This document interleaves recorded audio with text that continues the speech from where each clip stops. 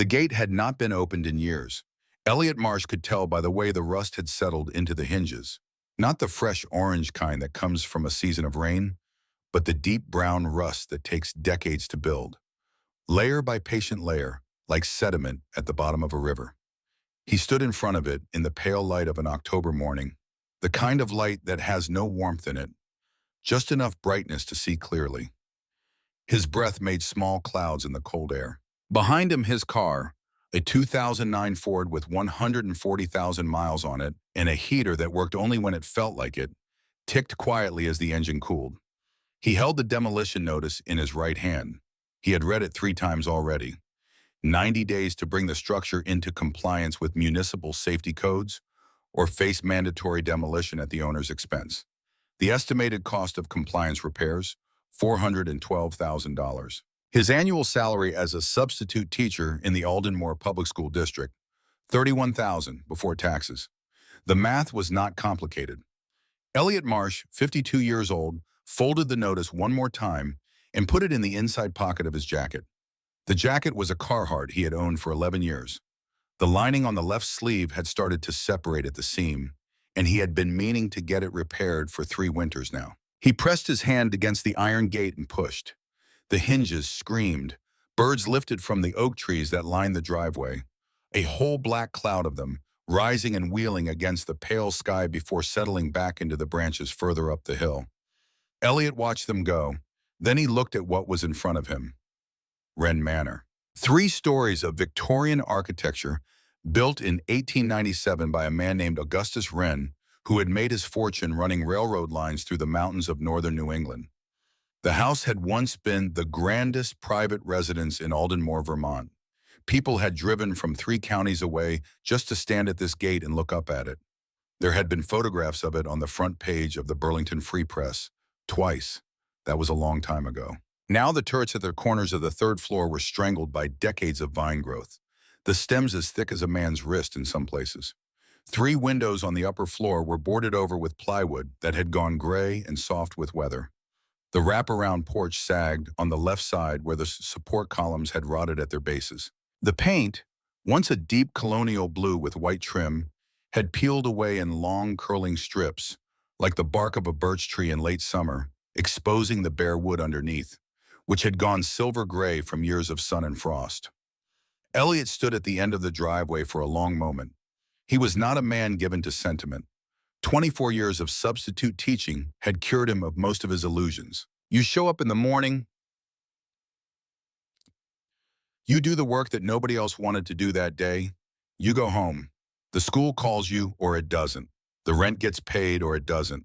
You make the small choices that keep the small life running, and you try not to think too hard about how it got small in the first place. But standing there in the cold October light, looking up at this ruined and enormous house that had somehow improbably legally become his, Elliot Marsh felt something he had not felt in a long time. He felt curious. He walked up the driveway alone. The gravel was overgrown on both sides, the grass having reclaimed most of the path's edges over decades of neglect, but the center held. His footsteps were quiet on the soft ground. The oak trees on either side were old, genuinely old, the kind of old that has nothing to prove, their trunks 3 feet across at the base, their root systems pushing up the earth around them in long, slow waves. Augustus Wren had planted these trees when he built the manor, which meant they had been saplings once, and now they were this, and the man who planted them had been gone for nearly a century. Elliot stopped at the bottom of the porch steps and looked up at the facade. Even in its ruined state, the house communicated something, a scale of ambition. The turrets at the corners were not merely decorative. They were a statement about what a man believed he had earned and what he intended to leave behind. The wraparound porch, even sagging, spoke of a time when people used porches not as architectural afterthoughts, but as the primary interface between private life and the world outside. The stained glass panels flanking the front door were intact, their colors muted by grime but unbroken. He climbed the steps carefully, testing each one before committing his weight. They held. He took the brass key from his jacket pocket, old and heavy, the bow shaped like a trefoil, a design he had not seen on a key before, the 3 lobes meeting at perfect angles, the surface worn smooth from decades of handling. He had been carrying it since the reading 3 weeks earlier, transferring it from jacket to jacket, unwilling to leave it anywhere. He fitted into the lock. The mechanism turned on the first try. The heavy oak door swung inward without resistance, and Elliot stepped into the foyer of Wren Manor for the first time. He stopped. Even after everything, after the crumbling exterior, after the boarded windows and the sagging porch and the 20 years of neglect visible from the outside, the interior stopped him cold.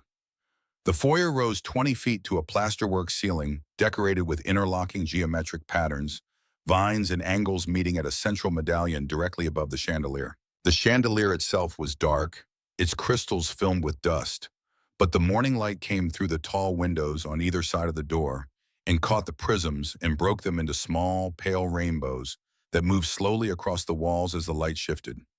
A grand staircase curved upward from the center of the room, its mahogany banister dulled but intact, each baluster carved individually. No two exactly alike, Elliot noticed, if you looked closely enough. The floors were hardwood, wide plank, warped in places but still bearing the grain patterns of trees that had been old when Augustus Wren commissioned them cut. Elliot stood in the middle of the foyer for a long moment and said nothing, because there was no one to say anything to. He moved through the ground floor methodically, the way a man moves through a problem he is trying to understand. The formal dining room had a fireplace built from fieldstone, its mantelpiece carved with a pattern of interlocking leaves. The library's walls were lined floor to ceiling with built-in shelves, most of them empty now, though a few leather-bound volumes remained, scattered across the shelves at odd intervals like teeth in an old jaw. The kitchen had been renovated at some point in the 1950s. The appliances were mid-century, useless now, but the bones of the original kitchen were visible beneath, the wide stone hearth behind the modern range, the hand-hewn beams overhead.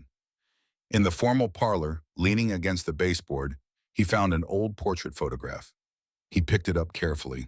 The image was sepia tone, mounted on thick cardboard, the edges worn soft with age. A man in his mid-40s wearing a dark suit stood at the center. His posture was straight, his expression composed, but there was something in his eyes, a quality of attention, of watchfulness, that made him look like a man accustomed to seeing things before they happened. Beside him stood a woman in a high-collared dress.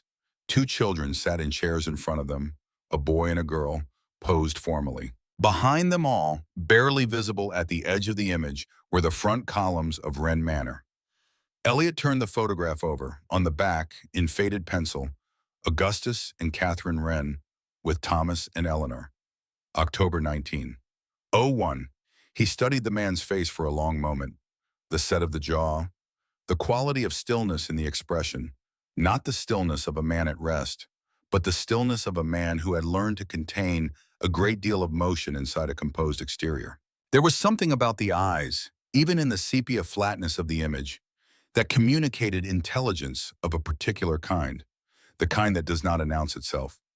Elliot propped the portrait against the parlor wall and looked at it for a moment longer than was strictly necessary. Then he went to find the source of the water stain spreading across the kitchen ceiling. The pipe under the pantry sink had been failing for years. Elliot could tell by the calcium deposits built up around the joint. That kind of buildup takes a long time. There was standing water on the pantry floor, and the subfloor beneath the linoleum had gone soft. Not dangerous yet, but heading there. If it was left through the winter, the freeze-thaw cycle would finish what the slow leak had started. He did not call a plumber. He drove to the hardware store in town, bought the fittings he needed with $63 from his checking account, came back, got down on the floor under the sink, and started working. He had learned basic plumbing the same way he had learned most practical things, from necessity, over time, with no particular grace but a reliable stubbornness. The work was awkward in the confined space. His knees ached against the hard floor. He was 52 years old and the floor did not care. He was under there for 40 minutes. At some point, working the old fitting loose with both hands, he braced his boot against the pantry wall for leverage. The wall shifted slightly. Not structurally, just the lath and plaster giving under pressure, the way old walls do when the material has dried out and the adhesion between layers has weakened. He felt it move, and then something else happened. A long strip of wallpaper along the baseboard peeled back with a sound like a slow exhale. Elliot stopped working. He sat up, not easy under a sink at 52, with knees that had opinions about sudden movements, and looked at what had come loose. The wallpaper beneath the sink was already damaged, blistered from years of slow moisture, working up through the floor and into the wall. The strip that had peeled back was about 8 inches wide and 2 feet long, and what was revealed beneath it was not the plain wood he expected. Something had been carved into the wall. He pulled out his phone and turned on the flashlight. The beam caught the surface and the shadows in the grooves jumped sharp and clear. Not scratches, not damage. Deliberate carving, clean, precise lines made by a skilled hand with proper tools. Geometric symbols, intersecting circles, angular patterns that repeated and varied in a way that suggested logic, intention, system. He traced one line with his fingertip, smooth at the surface, the edges of the groove worn rounded by a century of temperature change and settling, but the form itself intact. Exact. Elliot reached out and touched the surface with his fingertips. The wood was smooth from age, the carved lines worn at their edges by a century of settling and temperature change, but the image was intact. He moved the flashlight slowly across the wall. The carving extended further than the exposed strip, much further. He stood up. He found the edge of the wallpaper and pulled. The paper was old enough and damp enough that it came away easily, in long strips that curled as they fell. He worked steadily, pulling strip after strip, moving across the wall from left to right, revealing what was beneath. The plaster beneath the paper came with it in places, crumbling at the seams, but the wood behind it held, and on the wood, carved into the structural planking of the wall itself, not merely scratched on the surface, was the design. He stepped back and looked. The wall was covered completely, every inch of it. The carvings formed a dense, intricate composition. Geometric patterns and concentric rings, astronomical symbols he half recognized from some long-ago course in college, mathematical notations arranged in sequences that suggested equations, and woven through all of it, lines and arrows and connective marks that implied the whole thing was not many separate images, but one single integrated design. Not random, not decorative in the conventional sense, something more purposeful than both. At the center of the wall, in a clear space left intentionally free of surrounding detail, the eye of the composition, the point toward which all the surrounding elements oriented, a single word had been carved in elegant cursive script. The letters were larger than the surrounding notations, cut deeper into the wood, as if the carver had wanted this particular word to be the last thing that could be lost to time. Begin. Elliot stood in the cold pantry for a long time. The flashlight on his phone began to dim as the battery drained, and he did not notice until the screen went dark. He stood in the near dark with the carved wall in front of him and the broken pipe dripping slowly behind him. A small, patient sound in the silence. He was not scared. He was not excited, exactly. He was awake, fully, completely awake, in a way he had not been in longer than he could remember. The particular quality of alertness that comes when something presents itself that is genuinely worth paying attention to. Not urgent, not alarming, but real. Undeniably, unmistakably real. He took out his phone, plugged it into the charger he had left on the kitchen counter, and waited 3 minutes. Then he came back and photographed every inch of the wall methodically, overlapping the frames so that nothing was missed. He took 47 photographs. He checked each one on the screen to make sure the resolution was sufficient, that the carved lines were visible in the image the way they were visible to the eye. Then he went back under the sink and finished fixing the pipe. 3 weeks earlier, a lawyer named Gideon Pratt had read the last will and testament of Harold Marsh, Elliot's great uncle on his father's side, a man Elliot had met exactly 4 times in his life, in a conference room on the 3rd floor of an office building in Burlington. The room smelled of old carpet and recycled air. There were 11 people present. Elliot had driven 2 hours to be there. His sister Claudia had arrived first. She always arrived first. Claudia was 3 years younger than Elliot, sold commercial real estate in Burlington, and wore the kind of confidence that comes from having been right about enough things over the years that she had stopped questioning her own judgment. She had taken a photograph of the will documents before the lawyer finished distributing them, which was the kind of thing Claudia did. Not out of bad faith, but out of habit. The habit of someone who understood that information was the first asset and acquisition of it should not wait on courtesy. His brother Warren had sat across the table. Warren was 50 years old, ran the northeastern division of an insurance company, headquartered in Hartford, and had the manner of a man who had spent so long calculating risk that he had forgotten how to be surprised by anything. He had opened his laptop on the conference table and was already looking at something on the screen while Gideon Pratt cleared his throat to begin reading. Not rudely, Warren was never rude, just efficiently. The way a man is when he has learned that most meetings contain less information than advertised, and the preparation for the next thing should not wait on the conclusion of the current one. Their father, Bernard Marsh, had sat at the far end of the table, 78 years old, retired. He had a full head of white hair and the upright posture of a man who had once served in the army and never entirely stopped. He did not look at Elliot. He looked straight ahead toward the window, where the tops of the maple trees were showing their October colors through the glass. The trees were at their peak, the particular brilliant red of a sugar maple in the second week of October, the color that people drive hours through Vermont to see. Bernard looked at them with an expression that contained nothing Elliot could read. Sylvia had been there too, Elliot's ex-wife. They had been divorced for 6 years, but she had been close to Harold in the way that Elliot had never managed to be, and Harold had apparently asked her to attend the reading. She sat 2 seats away from Elliot and looked at her hands folded on the table in front of her. She had lost weight since the last time he had seen her, and she looked well. He was glad she looked well. Her parents had been there as well. Her mother in particular had chosen a seat near the center of the room where she could be heard by everyone without raising her voice. This was a skill she had developed over the years to a fine degree. When Gideon Pratt got to the part about Wren Manor, 17 rooms, 3 floors, 3 acres of land in Aldenmore, Vermont, with an estimated property value pending current assessment, Claudia's fingernails stopped clicking against the edge of her phone. Warren looked up from his laptop screen. Bernard continued looking at the maple trees, and Sylvia's mother said, at a volume calibrated precisely for the entire room, "Well, I suppose every family has its dreamer." There was a sound, not quite laughter, more like the socially acceptable exhale that means the same thing. The sound of people who found something amusing, but were too well-mannered to say so directly, releasing the amusement in the only way that deniability permitted. Elliot did not respond. He had learned across the long years of his marriage and its unraveling that there was no response worth giving to a remark like that. He had learned it the hard way, through years of attempting responses that either escalated the situation or confirmed the premise. The silence was always better. The silence communicated nothing they could use.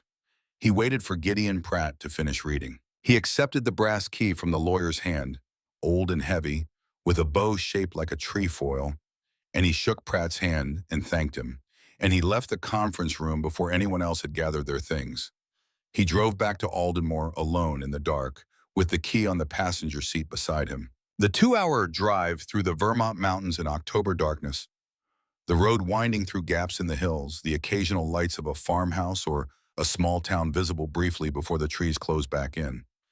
He did not listen to the radio. He drove in the quiet and thought about nothing in particular, which was a different thing from not thinking. By the time he reached Aldenmore, he had made his decision. He did not know it yet, not in words, not in the fully articulated way that a decision becomes real when you say it out loud or write it down. But it was there in the way that things are sometimes decided below the level of conscious reasoning, in some older part of the mind that operates on pattern and weight rather than logic and language. Nora and Declan arrived Friday afternoon. Elliot heard the car before he saw it, Sylvia's Subaru, pulling up the driveway with the characteristic sound its exhaust had been making since March, a sound that Declan had once diagnosed with impressive mechanical precision as a failing gasket seal, and that Sylvia had been meaning to get fixed. He came out onto the porch to meet them. Nora was out of the car before it stopped moving. She was 11 years old and small for her age. With dark hair she wore in a practical braid, and her mother's dark eyes, and somewhere in there, something that was entirely her own, a quality of attention that made her seem older than she was. She had a worn canvas backpack over one shoulder and a sketchbook tucked under her arm. the sketchbook already showing the signs of heavy use along its spine, the pages swelling slightly from pressure. She was looking at the manor with an expression that contained no fear at all, only fascination. She had her sketchbook open before she reached the porch steps. Her pen moved across the page quickly, the kind of quick that comes from having drawn enough to be able to capture proportion and line without laboring over it. She was drawing the manor silhouette, not a careful architectural rendering, but something more instinctive, the impression of the building as it presented itself. Large, complicated, decayed in specific ways that the drawing caught with a 12-year-old's unself-conscious accuracy. Both the grandeur and the deterioration, neither minimized. Declan got out of the car more slowly. He was 16, already nearly as tall as Elliot, with his father's build and his mother's economy of expression. He looked up at the house the way a contractor looks at a renovation estimate, taking in the scope of the problem, running the numbers, arriving at a figure he was not sure he wanted to share. He said nothing for a moment. His eyes moved from the sagging porch to the boarded windows to the vines at the turrets and back down. Then, how many rooms? 17, Elliot said, not counting the basement. Declan nodded as though this confirmed something he had already suspected. Sylvia did not get out of the car. She rolled down the window and looked at Elliot with an expression that carried the weight of 6 years of post-marriage communication. Careful, contained, meaning more than it showed. The expression of someone who has learned to measure their words because the wrong ones have cost too much in the past. She said, I'll pick them up Sunday evening. Then she added quietly, be careful with them, Elliot. He said, I always am. She nodded once and drove back down the driveway. He watched the Subaru until it turned out of sight at the gate, then turned to his children. Elliot took them inside. He led them through the foyer, let them take in the staircase and the ceiling and the dusty rainbows thrown by the chandelier crystals. He let Nora's pen move across the sketchbook page without interrupting her. She was drawing the medallion on the plasterwork ceiling, rotating the sketchbook to get the angle right, her tongue pressed to her upper lip in the expression of concentration she had had since she was 4 years old. He let Declan move through the rooms asking practical questions. What was the electrical system? When had the roof last been inspected? What did municipal compliance actually require in terms of structural assessment? These were the right questions.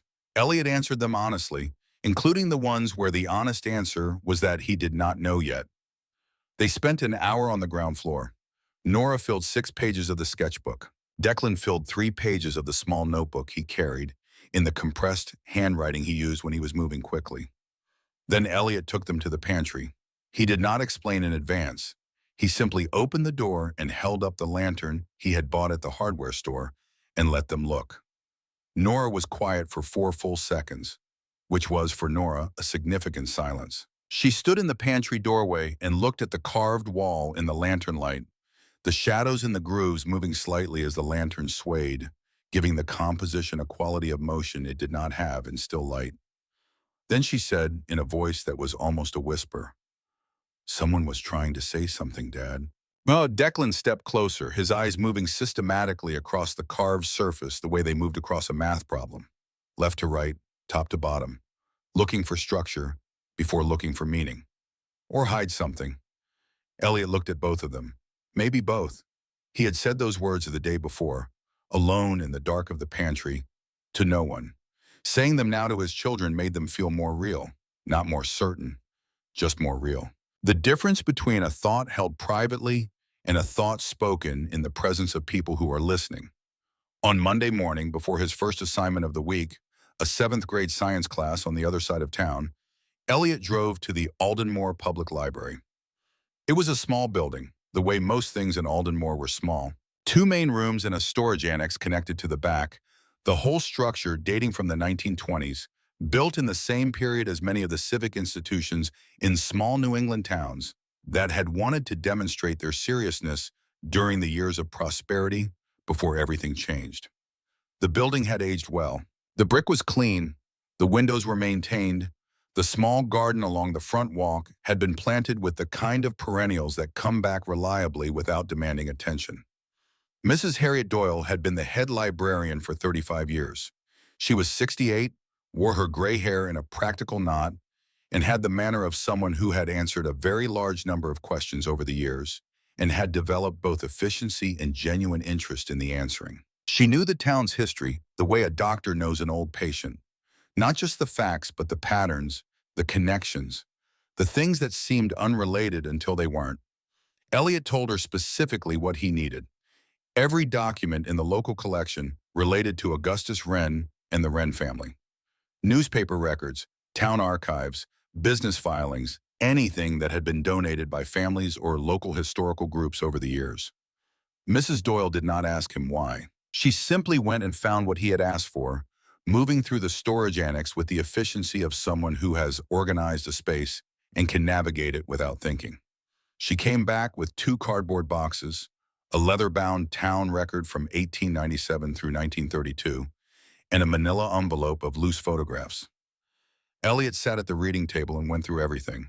Most of it was routine: deed records, business filings for the Wren Railroad Holdings, society pages from the local newspaper featuring the Wrens at various civic functions in the early part of the century. Augustus Wren had been a significant presence in Aldenmore for 3 decades. His name appeared on the cornerstone of the public library, the very building Elliot was sitting in, the founding charter of the hospital, the donation records of the Congregational Church. A man who had understood that a fortune's relationship to a community was not purely extractive. And then Elliot found the newspaper from November 1929. The headline ran above the fold on page 1, in the large type reserved for stories that warranted it: Aldenmore's Wren family vanishes. Railroad baron gone without a word. He read the article 3 times. The Wren family, Augustus, his wife Catherine, and their 2 adult children, had departed Aldenmore sometime in the last days of October 1929. No notice given to neighbors.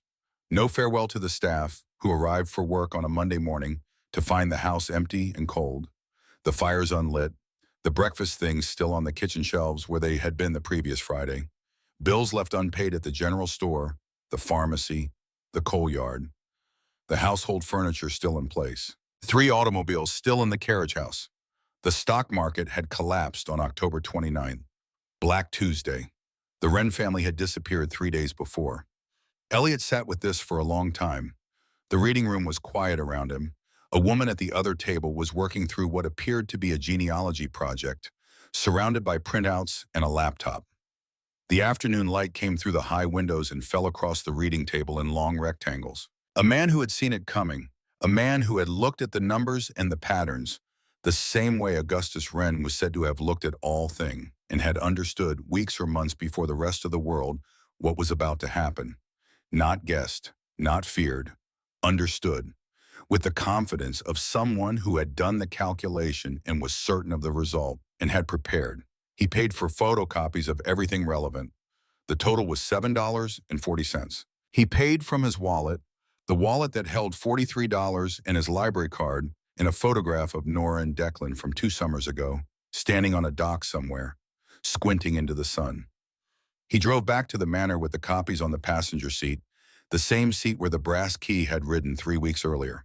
He spread everything on the kitchen table that evening and worked through it again, more slowly, making notes in the margins of his copies in the handwriting that 24 years of classroom use had made simultaneously clear and fast. He did not call Claudia. He did not call Warren. He did not call his father. He was not ready for any of those conversations yet. He needed to know more before he could hold those conversations and remain steady through them. The calls would come. They always did. And when they came, he needed to be standing on ground he understood. The calls came to him. Claudia, Tuesday morning. She had spoken to a demolition company in Burlington that was willing to work within a tight budget if they could use the salvaged materials from the house. She had their number whenever he was ready. Her voice carried the particular quality it always had when she was being helpful, in a way that also happened to align with what she believed the correct answer already was. Not manipulation. Claudia did not manipulate. She simply could not fully separate her helpfulness from her certainty, and the certainty had arrived before the help was requested. Warren, Tuesday evening, an email this time, 3 paragraphs with a spreadsheet attached. The assessed land value, the estimated cost of bringing the structure into code compliance, the likely sale price if the land were cleared and sold to a developer. Warren had been thorough. He always was. The math was correct. Elliot checked it against his own numbers. The email ended. "I'm not trying to pressure you, Elliot. I just want you to have the facts." Which was true. Warren believed in facts the way other people believe in things that are harder to verify. Sylvia's text came Thursday. "The kids said they're getting attached to that place. I just think you should be realistic, for their sake as much as yours." His father did not call. Bernard Marsh had not called Elliot in 4 months, which was not unusual. Their relationship existed in the space between calls, in the long silences that had accumulated over decades and hardened, like the rust on the gate hinges, into something structural. Not hostile, just settled in the way that certain failures of communication settle over time into a kind of permanent topology, a landscape you navigate around rather than through. Elliot responded to each of them briefly. To Claudia, "Thank you, we're not demolishing." To Warren, "I've seen the numbers, we're not selling." To Sylvia, "I'll be realistic when I've run out of other options."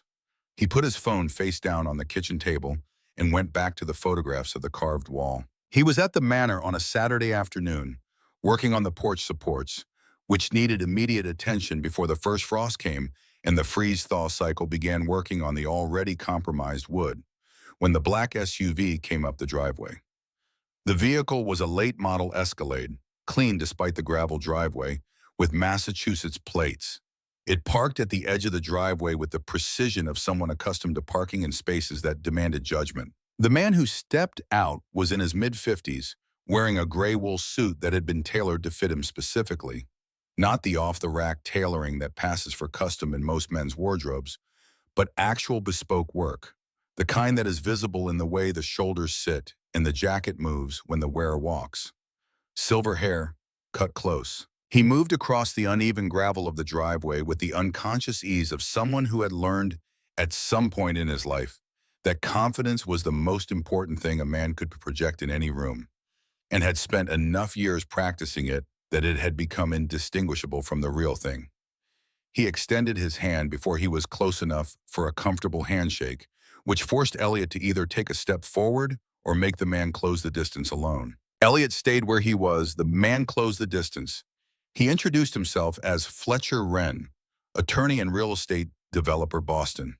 He said the name Wren the way a man says a word he has been carrying for a long time. Not heavily, Fletcher Wren was too practiced for that, but with a particular quality of ownership that went beyond the ordinary use of one's own name. He offered $250,000 for the property. Cash. No inspection contingency. Closing within 10 days. He presented this not as an opening position, but as a settled figure. The way you present something when you want the other person to understand that the number has been arrived at through serious consideration and is not a starting point for negotiation. Elliot said no. Fletcher increased to $300,000. Elliot said no again, and something in his voice must have communicated that no further number would change the answer, because Fletcher shifted strategy without visible frustration, the shift of a man who had anticipated resistance and prepared for it. He began to talk about the property, its condition, its complications, the difficulty of navigating the municipal compliance process with a structure of this age and complexity. He spoke knowledgeably, which Elliot noticed. He described the challenges of the electrical system, the plumbing, the structural issues that would require engineering assessment before any renovation could begin. He described the legal complexity of the demolition notice and the appeals process. As he talked, describing the challenges Elliot would face, Fletcher mentioned the height of the foyer ceiling, mentioned the position of the staircase relative to the front entrance, mentioned the layout of the library in relation to the parlor on the opposite side of the hall. He mentioned the pantry, not by name, just as a reference point, describing the western side of the kitchen wing. But what he said about it was specific. The way he described the ceiling height in relation to the window placement, the way he referenced the proportions of the space in relation to the kitchen proper, the way he knew, without being told, without it being in any document that Elliot had seen, that the pantry ceiling was lower than the kitchen ceiling by approximately 18 inches due to the structural beam that ran between them. That was not in the property survey. It was not in any public record. Fletcher Wren had been inside this house. Elliot shook his hand, thanked him for coming, and told him the property was not for sale. His voice was even. He walked back to the porch and picked up his hammer. Fletcher Wren stood in the driveway for a moment that was slightly too long to be casual, slightly too short to be confrontational, then walked back to the Escalade and drove away, the gravel quiet under the tires. Declan was sitting on the porch steps, his notebook in his lap. He had been there the whole time, and he had been quiet, which meant he had been listening. "He knows this house," Elliot said, not turning around. He drove the nail he had been positioning before the interruption. Declan said, "How do you know?" He described the ceiling height differential between the pantry and the kitchen. "That detail is not in any document." A pause. Declan wrote something in his notebook. Then, "So he's been inside?" "Yes. And he wants it badly enough to come here in person and offer cash with no contingencies." "Yes. But he doesn't already own it." Elliot set the hammer down on the porch rail and looked at the gate at the end of the driveway, the iron post standing in the October afternoon light. "No," he said, "he doesn't. And that's the question." That evening after dinner, after Nora had fallen asleep in the second-floor bedroom, they had cleaned out together and Declan was reading in the makeshift living space they had arranged in the library. Declan had taken immediately to the library, as though the room recognized something in him. Elliot sat alone in the kitchen with the photographs of the carved wall spread across the table around him. He had printed them at the pharmacy in town, the 47 photographs, and arranged them on the table so that together they formed a complete image of the wall. Looking at them this way, the whole composition laid out at once, each photograph overlapping slightly with its neighbors, he could see things he had not seen when photographing them individually. The design had a center of gravity. The begin at its center was not merely a starting instruction, it was the nucleus of a radial system, the point from which everything else organized outward. The geometric patterns radiated from it in concentric rings, growing in complexity as they moved away from the center. The astronomical symbols appeared at specific intervals that suggested a relationship to something, a calendar perhaps, or a set of coordinates. The mathematical notations were arranged in a sequence that had the quality of a series, each element building on the previous. This was not the work of an eccentric man decorating a hidden room. This was the work of a precise and systematic mind communicating something with great care. At the center of one photograph, the single word looked back at him from the old wood: begin. He had made his decision 3 weeks ago, the night of the reading, driving home through the dark with the key on the seat beside him. He had not wavered since, though the ground had given him plenty of reasons to. He was not certain he could save the house. He was not certain what saving it would cost him. He was not certain about very much at all. But the man on the wall of that pantry had seen something coming and had built for it anyway.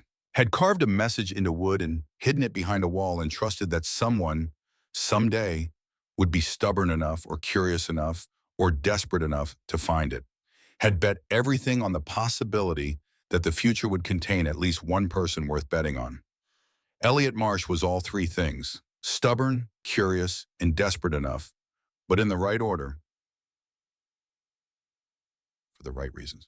He gathered the photographs carefully, stacked them in order, and put them in the manila folder he had been using to organize his research. Then he got up, checked the locks on the doors. The Manor's locks were old but functional, and he had tested each of them, and turned off the lantern. Tomorrow he would go back to the library. He had more to find. And somewhere in this house, in its walls and floors, and the careful geometry of its rooms, something was waiting to be found. Something that had been patient for a very long time, and would be patient a little longer. The library at Wren Manor smelled of old paper and cold stone. Not the pleasant mustiness of an antique shop or a used bookstore. Something deeper than that, more serious. The smell of documents that had outlasted the hands that made them. The smell of knowledge that had been sealed away and had spent its waiting years becoming more concentrated, the way certain things intensify rather than diminish when they are left undisturbed. Elliot stood in the doorway on a Sunday morning with a lantern in one hand and the manila folder of photographs in the other, and he let his eyes move slowly across the room before he stepped inside. He had learned in the weeks since inheriting this house to look at rooms before entering them. The rooms in Wren Manor rewarded that practice. The built-in shelves ran floor to ceiling on 3 walls, cherry wood gone dark with age. the upper sections accessible by a rolling ladder on a brass rail that still moved smoothly when he tested it, better maintained than almost anything else in the house, which suggested that someone had cared for this mechanism specifically, had oiled the wheel bearings and kept the rail clear of debris. Most of the shelves were empty. A few dozen books remained, distributed across the shelves in a pattern that seemed random at first. A cluster of 3 volumes here, a gap of 4 feet, a single volume standing alone, another gap, 2 volumes together. But Elliot had been a substitute teacher for 24 years. He had walked into rooms he had never seen before and tried to understand their logic, what the regular teacher had intended, what system the students had been working within, what the room was trying to tell him about how it was supposed to function. Every classroom had a logic, even the poorly organized ones. The logic was always there if you were willing to look past the surface arrangement to the underlying structure. He stood in the doorway of the library and looked at the books. They were not arranged randomly. They were arranged by color and height, not alphabetically, not by subject, not by the conventional organizing principles of any library he had ever seen or worked in.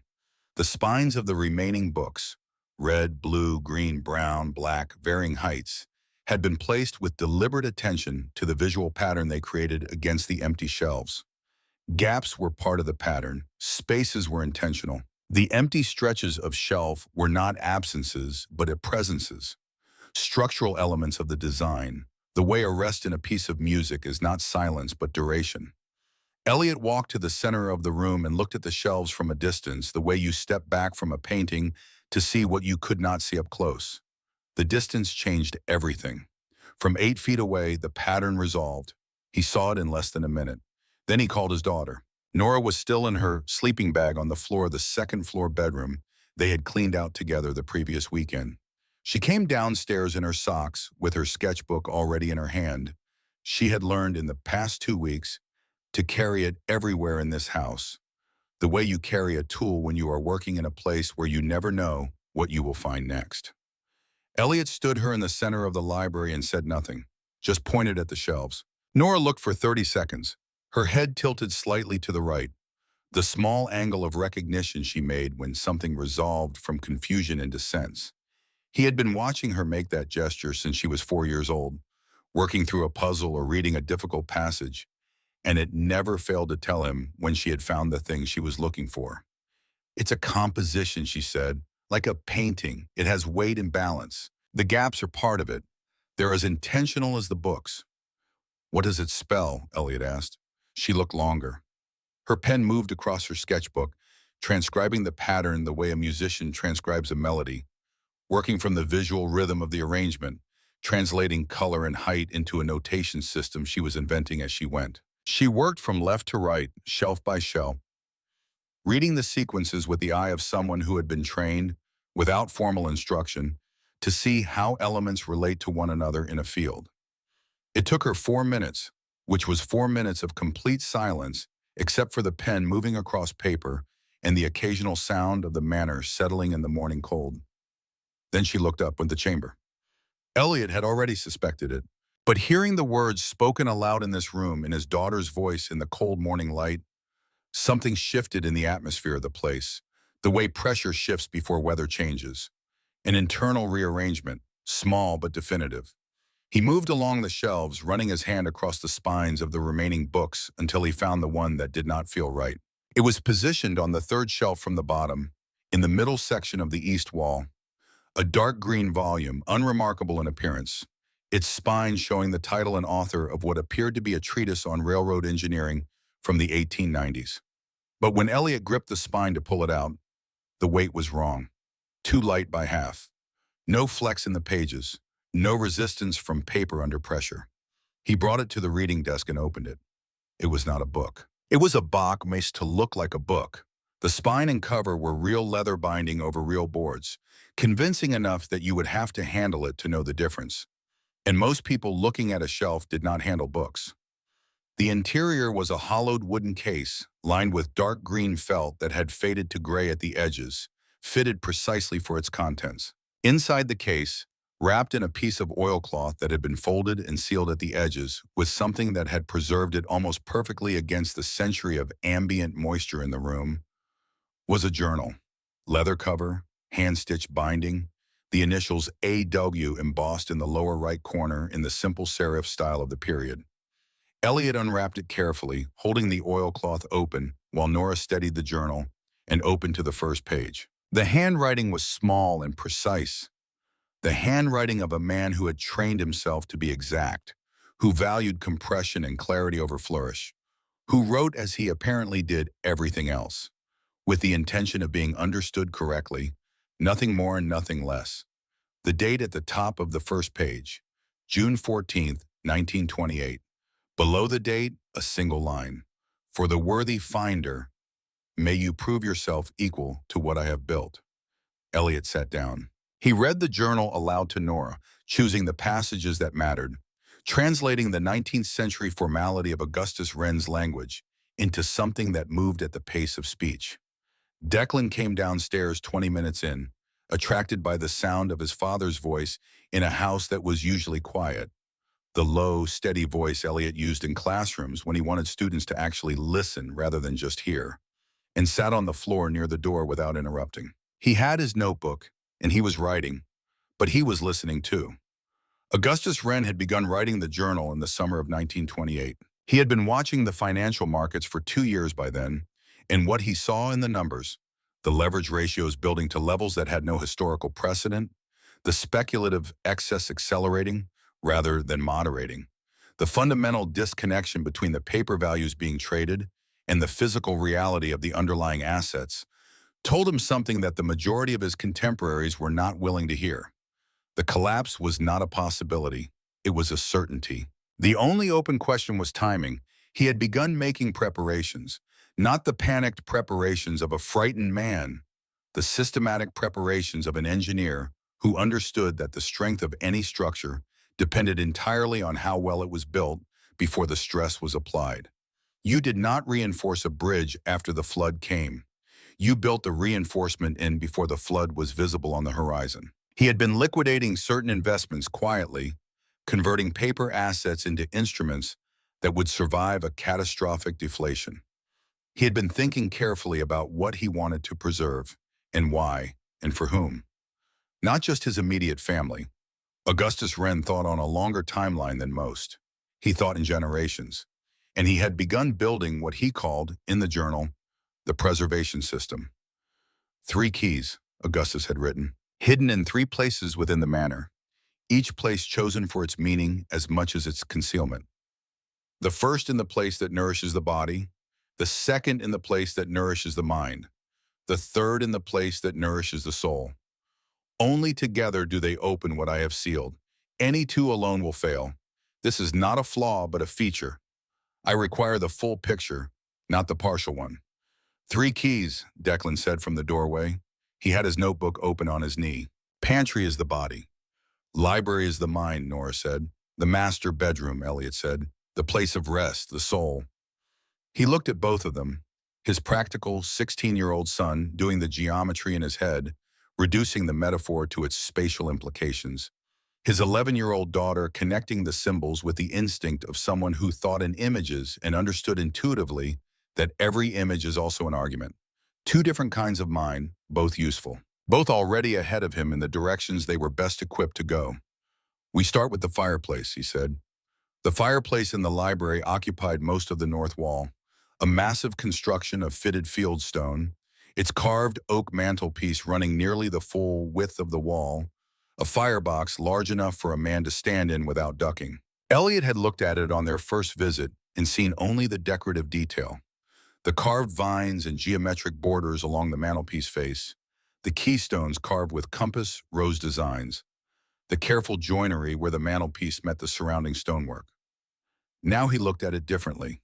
Declan had crouched down to examine the lower section of the surround, working his flashlight methodically across the carved surface, and he called his father over with the particular tone he used when he had found something that he was not entirely sure how to classify. The carved details on the fireplace surround were not purely decorative, worked into the vines and borders, integrated so skillfully into the organic forms of the design that you could look at them 100 times and see only ornamentation, were symbols, the same family of symbols as the pantry wall, the same geometric vocabulary, the same precision of line, mathematical notations, astronomical references. And there, in the lower left quadrant of the surround, carved into a single stone that had been fitted to the wall separately from the surrounding stones, set at a slightly different angle that was only visible when you were close and looking specifically for discontinuity. A sequence of numbers and operators arranged in the form of an equation. Declan photographed it from 3 angles and sat with his notebook for 12 minutes. "It's a coordinate system," he said finally. Not triumphantly. Declan did not do triumphant, just factually, with the slight tightening around his eyes that indicated he was satisfied with the conclusion. "The equation resolves to a specific angular measurement, like a compass of marking." "A bearing to what?" Elliot asked. Declan looked at his father. "To the location of the second key, somewhere in this room. The bearing assumes you're standing at the center of the fireplace, and it points across the room at a specific angle." He looked up at the room. "There." He indicated the east window and the small side table position near it. Elliot found the second key 20 minutes later, inside the hollow leg of the side table. The leg had been made hollow deliberately, not scooped out clumsily, but turned on a lathe with a blind bore through the center. The cap at the bottom fitted so precisely that it had held its seal for nearly a century. The key fragment was wrapped in the same oilcloth as the journal, folded in the same way. Triangular metal, symbols etched on its face, one edge rough where it had been cut from a larger piece. The first key fragment had been in the pantry. He had found it 3 days after finding the wall carvings, working systematically through the room, pressing on boards and panels until one shifted. It had been behind a loose board in the wainscoting, accessible only if you knew to look. The second was here. He held them side by side, 2 of 3 pieces.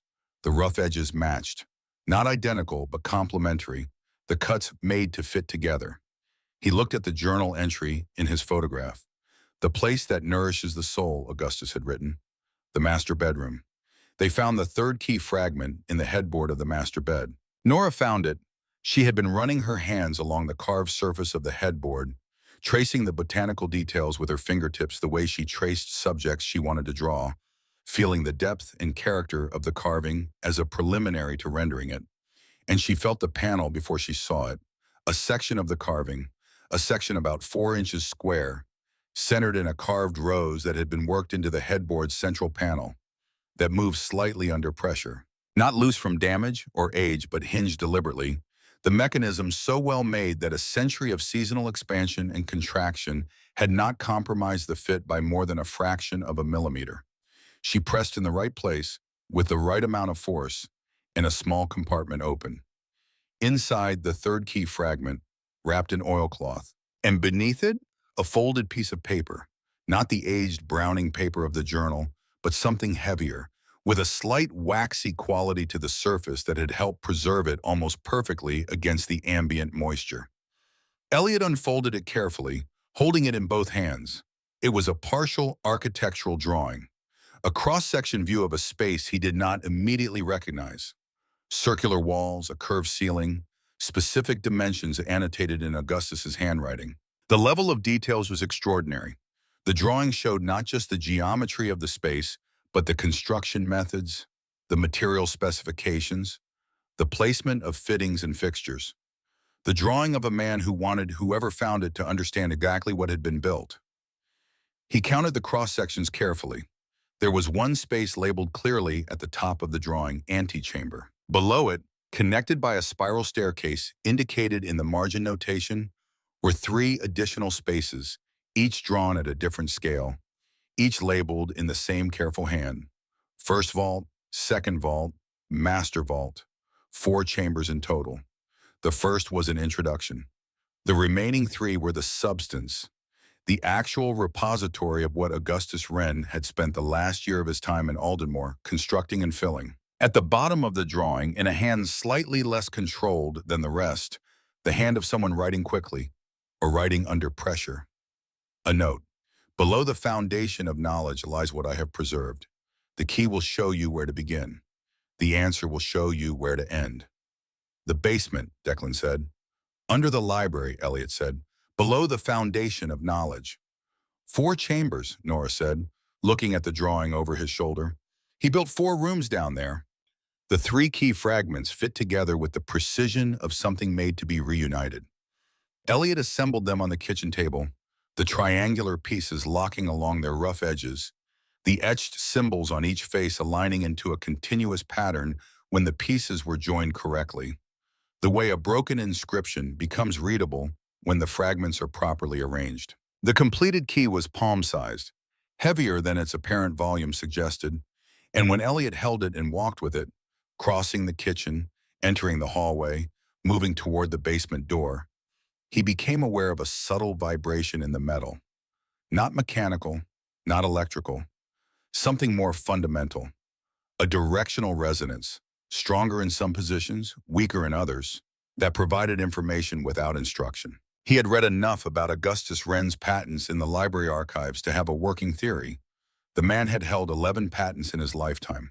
One of them, registered in 1923, which Elliot had found referenced in the Burlington business records, was for a compass-based navigation instrument designed for use in underground mining operations using differential magnetic resonance to identify bearing directions in spaces where conventional compasses were unreliable. Augustus had built a version of that technology into the completed key and into whatever was embedded in the wall behind the chamber entrance, a guidance system that required no map, no explicit instruction, only attention.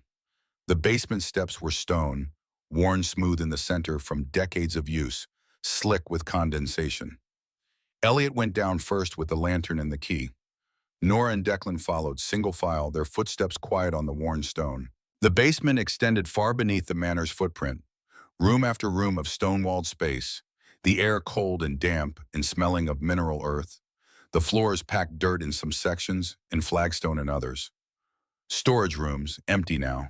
A wine cellar, its wooden racks still standing, the bottles long since gone.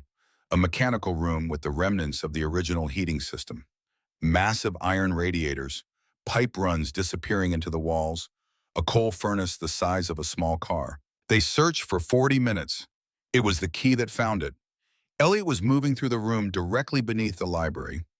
He had mapped the manor's footprint carefully enough to know where he was relative to the floors above, when the vibration in the metal changed character.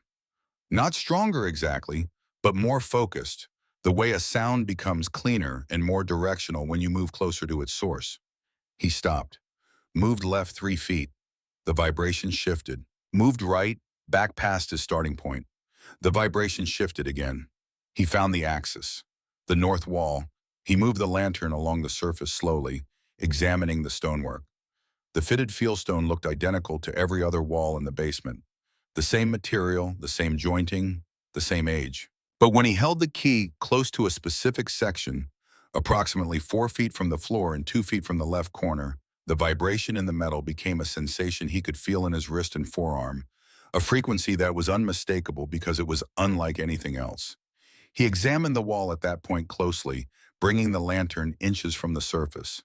There was a crack, or what appeared to be a crack, the kind of natural fracture that occurs in old stone construction over decades of settling and thermal cycling. But when he traced it with his finger, moving along its length, the crack made a shape. A rectangle, 4 inches wide and 2 inches tall, the edges too regular, too consistent in their width, too exact in their corners, to be anything but deliberate. A slot. He fit the triangular key into the slot. It went in smoothly, the fit machined to a tolerance that had survived a century without degradation. He turned it clockwise as the symbol on the key's face indicated. The sound that came from within the wall was extraordinary. The measured engagement of gears, the precise sequential engagement of a mechanism designed for reliability over speed, each gear finding its mate and transferring its load in the order the designer had specified. The sound of something that had been waiting for this moment for 95 years and was now, without drama, doing exactly what it had been built to do. The stone moved, not quickly. Augustus Wren had not built things that moved quickly, but with a slow, certain massive authority, a section of the wall swung inward on a concealed central pivot, revealing a passage behind it. Nora exhaled beside him, a long, slow breath. Declan said nothing. He was staring at the opening. In the lantern light, his face showed an expression Elliot had not seen on it before. Not the controlled assessment, that was his default, but something less guarded, something that, in a younger child, would have been wonder. Elliot held the lantern up and looked into the passage. Narrow, stone-walled, the ceiling close, sloping slightly downward over its length. He stepped inside. The passage was 50 feet long. He counted his steps. The walls were lined with the same careful stonework as the basement, but these stones bore carved symbols, not the dense composition of the pantry wall, but individual symbols placed at regular intervals. The visual language of the preservation system, marking the path the way trailblazers mark a route through a forest. He followed them. At the far end, the passage opened into a circular chamber. Elliot's lantern light swept across the space and he stopped walking. Steel filing cabinets lined the curved walls, 4 drawers each, their surfaces dusty but intact, the metal showing only the surface oxidation of long exposure to damp air, rather than the deep corrosion that would have indicated moisture penetration.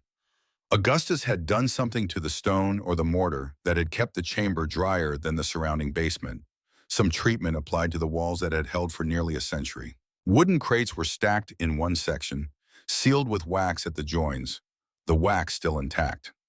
Glass-fronted display cases stood against one wall, their surfaces filmed with fine white mineral dust. And through the glass of the cases, catching the lantern light, Elliot could see documents. He moved closer. He pressed his face close to the glass.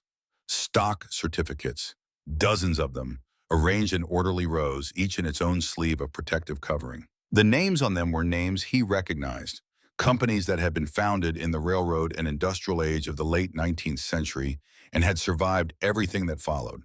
The Depression, the World Wars, the post-war expansion, the booms and contractions of the following decades. Companies that had become, over the intervening century, among the most valuable institutions in the American economy.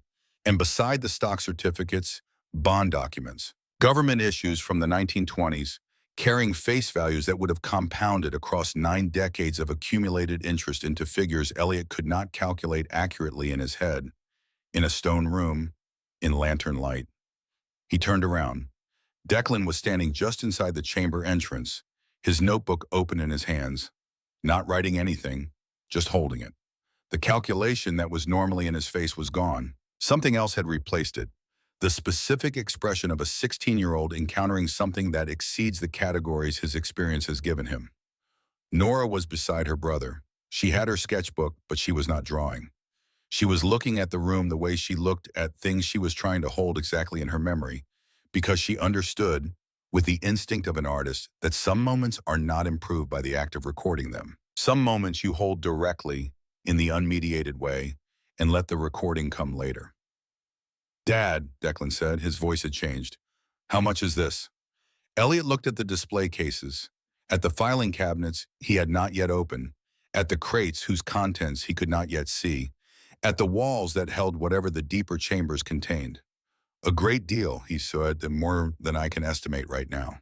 He heard footsteps, not from the passage behind them, from somewhere in the basement, a different direction, another entrance, somewhere in the chamber wall that he had not yet examined. The footsteps were deliberate and unhurried, the footsteps of someone who knew the general layout even if they did not know every step of the path. Fletcher Wren stepped into the chamber. He looked different in this light. In the driveway 2 weeks ago, in his tailored suit with the Vermont autumn behind him, Fletcher Wren had looked like a man who controlled the terms of any situation he entered. Here in the stone chamber, in the lantern light, in the close air that had been sealed for nearly a century, he looked like something else. He still wore the suit. His posture was still straight. But his face, the careful, calibrated face of a man practiced in presenting the version of himself most useful to his purposes, had come undone slightly at the edges. The control was still there, but the thing it was controlling was visible now in a way it had not been before. He stood at the chamber entrance and looked at the display cases. For a moment, just a moment, he looked at them the way a man looks at something he has spent too long wanting, the specific quality of longing that has curdled slightly, over too many years of going unsatisfied, into something harsher. Then he looked at Elliot. "Quite a discovery," he said. His voice was steady. That was the thing about Fletcher Wren. Whatever happened inside him stayed inside him, and what came out was always measured. "You've been here before," Elliot said. "Not a question." "4 times," Fletcher said. "Over 15 years." He paused and something moved across his face. Not quite regret, more like the acknowledgement of a specific failure. "The last time was 14 months ago. I found the pantry wall, found the key fragments in the pantry and the library." He stopped. "But the bedroom. I couldn't find the third piece. I lost my patience." Elliot thought of the headboard, the marks around the carved panel that he had noticed on his first thorough examination of the master bedroom, marks that he had initially attributed to old damage, some previous occupants' rough handling of the furniture. The specific pattern of the scarring. Not random, not the damage of careless movement, but the marks of a tool applied to a specific area with repeated force. A chisel or a pry bar, used in anger, or in frustration, or in the particular desperation of a man who had been looking for something for a very long time and had come close enough to feel it and still could not reach it. "You were trying to force it," Elliot said. Fletcher nodded once, precise without apology. "A family characteristic, apparently." He walked further into the chamber, his eyes moving across the filing cabinets and the crates and the display cases with the evaluative attention of a man who had been imagining this room for a very long time and was now reconciling the imagination with the reality. "My grandfather spent 20 years on this," he said. "My father spent 15 more after him. I've spent 15 of my own, 3 generations, Mr. Marsh, looking for something that was built by the man our family came from. Augustus's sister was my great-great-grandmother. His sister's line is our line." He turned and looked at Elliot. "This was supposed to be ours." Elliot held the completed key loosely in his right hand. He said, "How many times did your grandfather come here?" Fletcher considered. "Twice. He could not find the pantry wall. He didn't know what he was looking for." "And your father?" "3 times. He found the wall. Could not read the symbols." "And you found the wall, found 2 of the 3 keys, and still couldn't open the chamber?" "Not in 15 years." Fletcher did not answer. "Augustus knew your family would come," Elliot said. "He built a system that required something specific, and in 3 generations, your family couldn't provide it." "You're a substitute teacher," Fletcher said. The words were not meant as an insult, more as a statement of category, the way an engineer states a variable. Elliot had years of practice not receiving such statements as insults. 26 days, Elliot said. He had been counting. Fletcher looked at him for a long moment. Then, with the quality of a man accustomed to carrying weight alone, a man for whom sitting down was not weakness but the honest acknowledgement of what a long time of carrying does, he sat down on one of the wooden crates. "My father told me," he said, his voice quieter now, "that this was our birthright. He said it the way men say things they need to believe to keep moving forward. And I believed him. I organized 30 years of my life around recovering something a dead man decided my family didn't deserve." He paused. "Do you have any idea what that costs a person?" Elliot looked at him. He thought of 24 years of substitute teaching, of the mornings when the call did not come, when you were not needed, when the school had found someone else or the regular teacher had recovered or the day had simply not required you. Of a marriage that had dissolved not in catastrophe, but in the long, quiet withdrawal of 2 people who had wanted different things and taken too long to acknowledge it. Of his father's silence, reliable as weather, the silence that communicated more by its constancy than any words would have. Of the conference room in Burlington 3 weeks ago, and the sound of polite amusement at a volume calculated to carry. "Yes," he said, "I have some idea." Fletcher looked at him, and something shifted in his expression. Not friendship, it was too early for that, and perhaps too late. Not trust, but a kind of recognition.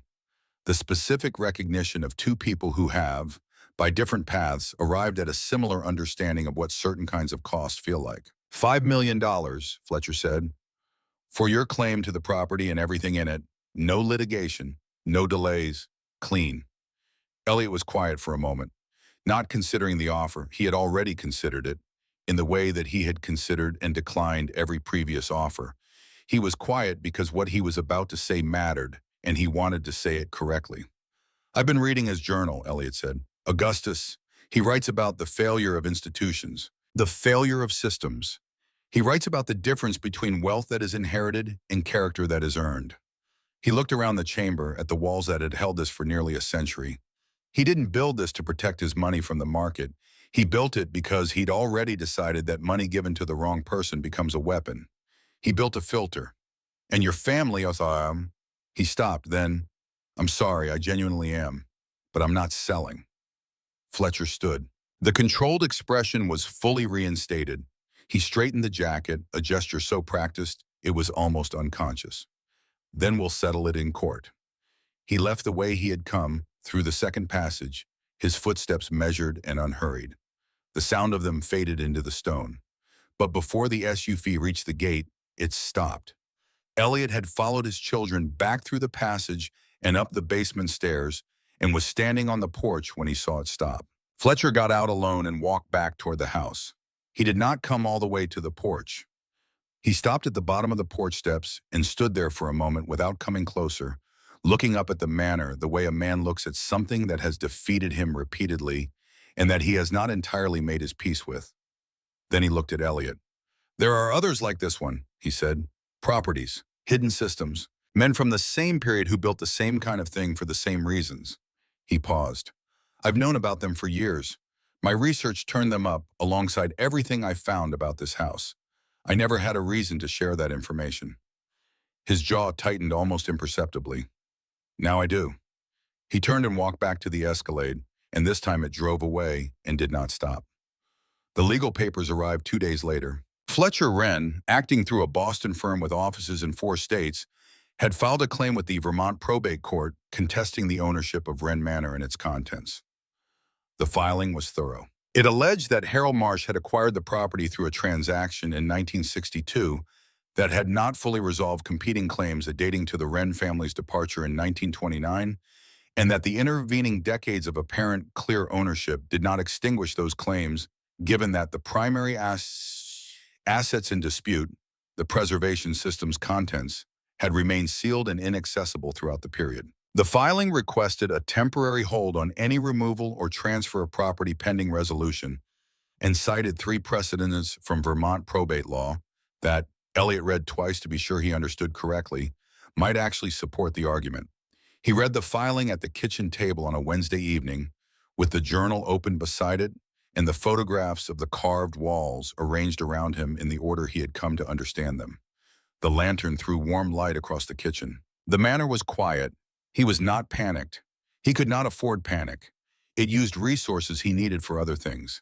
He called Mrs. Doyle at the library the following morning, before her shift started, because he had learned that she arrived 30 minutes early and used that time for her own reading. He asked her specifically, was there anything in the county historical archives, any document that might have been filed or registered in Aldenmore or the surrounding county at any point by any party that pertained to the legal disposition of the Wren estate or its contents?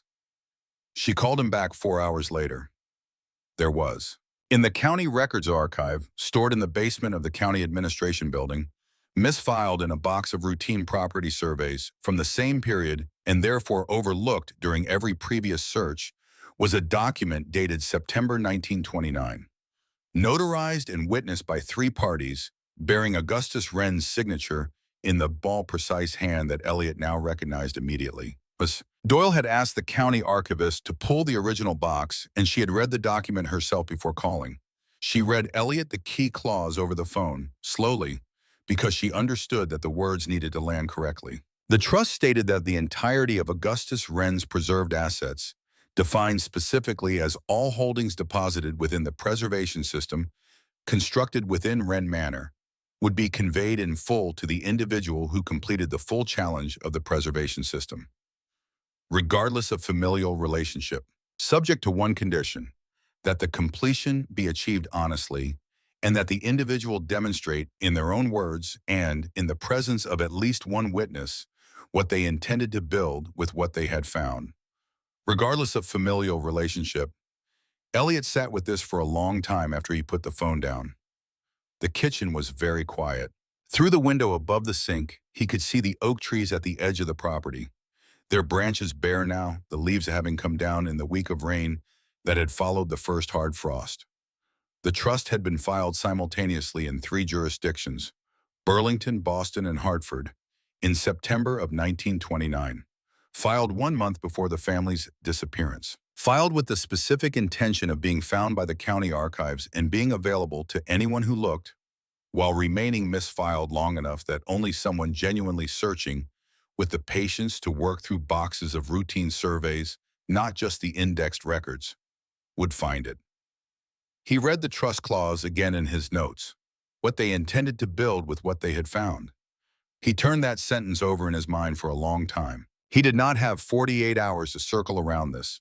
He had 48 hours to stop circling entirely and start telling the truth about something he had been working toward for 52 years without ever having the occasion or the necessity to name it directly. He got up from the kitchen table and went to find his children. The manor was quieter at night than any place Elliot had ever slept. Not the quiet of absence, not the flat, characterless silence of his apartment in town, where the quiet was simply the absence of traffic and neighbors and the ordinary friction of a life lived in proximity to other lives. This was a different kind of quiet, the quiet of a place that had been holding something for a very long time and knew it and had learned patience from the holding. The quiet of a structure that had been built to last and had lasted and was still here, still standing, still waiting for what it had been built to wait for. He sat at the kitchen table with the lantern turned low and the documents spread around him. The journal, the architectural drawing from the master bedroom, now annotated in his own handwriting with the conclusions he had reached about the four-chamber system. The photographs of the carved walls, arranged in the order he had come to understand them. The trust agreement, transcribed in his own notes from Mrs. Doyle's reading over the phone. Nora and Declan were asleep upstairs. He had put them to bed at 10. Nora had barely made it through dinner before her eyes started losing their focus, the particular dimming of a child who has been running hard on adrenaline and curiosity for days and has finally reached the edge of what the body will sustain. Declan had lasted another hour before he stopped pretending to read and fell asleep with his notebook still open on his chest, the pen still loosely in his fingers. Elliot had taken the notebook from his son's hands carefully, the way you take something from a person sleeping, holding it so the pen did not fall and make a sound on the floor, and set them both on the floor beside the bed. Then he had come back downstairs and sat down with what he knew and what he did not know. The architectural drawing showed 3 more chambers below the one they had found. Not beside it, below it. The system was vertical. The first chamber was a landing, an antechamber, as the drawing labeled it, an introduction. The place where the system tested whether you had gotten this far and established that you were present, that you had the key, that you had followed the path. What lay beneath it was the substance of what Augustus Wren had spent the last year of his time in Aldenmore constructing and filling. And the entrance to what lay beneath was not keyed, not mechanical, not a puzzle of symbols or fragments or magnetic resonance. It was a question. Carved into the stone floor of the antechamber, directly beneath the point where a person would stand after entering from the passage, positioned so that you would look down and see it the moment you stopped, were the words he had read in the trust agreement. What will you build with this that will outlast you by 100 years? Below the question, cut into the stone with the same precision as every other element of the preservation system, a rectangular space, shallow like a tray, approximately the size of a piece of writing paper. Empty. Waiting. Elliot had stood over that space the evening after Fletcher left, when he had brought the children back down to see the antechamber properly. He had read the question in the stone. He had understood immediately what it was asking in the general sense. The specific sense, what it was asking from him, what answer it required from his particular life and his particular 52 years, was what he had spent the evening and most of the night working out. Now, past midnight, with the house breathing quietly around him and the lantern throwing a small circle of warmth across the kitchen table, he understood. The question was not asking for a plan. Plans were easy. Plans were the language of people who wanted to appear serious without committing to anything specific. He had sat through enough school board meetings, enough community hearings, enough parent-teacher conferences that had been called to address problems but had produced only plans, to know that a well-formatted plan was often the most efficient, available method of saying nothing at all while sounding thorough. Plans protected the planner. Plans could be revised. Plans had exits built into them. The question was asking for something that cost something to give. Not money. Money was easy. Money was just the arithmetic of exchange. Something from the interior, from the actual truth of what he was, what he had done, what he intended to do with what remained of his time. He opened his notebook to a clean page. He uncapped his pen. He sat there for a long time before he wrote the first word. Not because he did not know what to say. The words were there, had always been there, had simply never been asked for in quite this direct a way. But because he wanted to be sure before he wrote them that they were the true words rather than the polished for presentation version of the true words. That distinction mattered here in a way it had not always mattered. He began to write. At 4:17 in the morning, his phone buzzed on the table beside him. Bernard Marsh. Calling at 4:17 in the morning. Elliot picked up on the second ring. His father's voice came through the speaker the way old wood sounds when you tap it, solid with a slight resonance that communicates density and time. The voice of a man who had been a certain way for a long time and was not going to change, which was a limitation and also a kind of reliability. "You're still up," Bernard said. It was not a question. His father had always been able to tell, from the quality of Elliot's voice in the first syllable of the first word, exactly what kind of night he was having. This was not insight exactly, more like the accumulated calibration of decades of attention, the way a man who has watched weather long enough can read it from the sky before the instruments confirm it. "Yeah," Elliot said, a pause. The kind of pause his father used in place of the transitional phrases other people used. Not silence as avoidance, but silence as selection, the pause of a man who was choosing carefully among the available words. "I drove up to Aldenmore yesterday," Bernard said. "In the afternoon, I didn't stop. Just drove past the place. Looked at it from the road." Elliot said nothing. "It's a significant house," his father said. The word significant, Bernard Marsh's highest available acknowledgement, the word he used for the things that had, by their scale or their permanence or their quality, earned it. He did not use the word often. Another pause. "Your mother," Bernard said, "always told me you were the one who wouldn't quit. She said it was the finest thing she could say about a person." A brief silence in which Elliot could hear his father breathing, the sound of an old man in the dark holding something he should have said a long time ago and was saying now because the alternative, continuing to not say it, had become the worse option. "I should have said that myself a long time ago." The line went quiet. Then his father said goodnight, and the call ended. Elliot sat with the phone in his hand for a long moment. He looked at what he had been writing. The page was nearly full. He had been at it for 4 hours, and he was almost done. He put the phone down, uncapped his pen, and wrote the last paragraph. He read it back twice. Not to polish it, he had done enough of that, and every revision that was improving the prose was also, he noticed, making it slightly less true. He read it to make sure the words on the page were the actual words, not the presentable version of the actual words. That the context he had provided was honest context and not strategic context. That what he said he intended to do was what he actually intended to do, not what sounded best. Satisfied, not with the quality of the writing, which was adequate, but with its honesty, he capped his pen. He looked at the clock. 4:43 in the morning. Gray light beginning in the window above the sink, the particular gray of October pre-dawn in Vermont, the color of something undecided, the sky not yet willing to commit to the day. He got up, put the kettle on, and waited for his children to wake up.